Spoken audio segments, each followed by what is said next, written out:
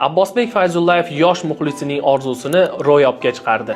Toyloq tumanidagi 15-Idum uy ta'limi o'quvchisi Umidjon Homidov Yangi yil arafasida Qorboboga yo'llagan maktubida futbol bo'yicha O'zbekiston milliy terma jamoasi a'zosi Abbosbek Fayzullayev bilan uchrashishni orzu qilgan edi. Bugun ushbu ezgu tilak ro'yobga chiqdi. Umidjon Abbosbek Fayzullayev bilan Zoom platformasi orqali muloqot qildi.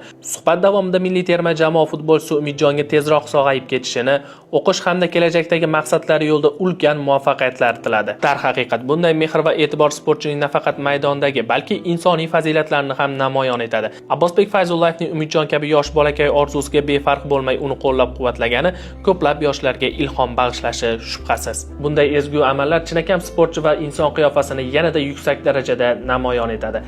Respekt Abbos.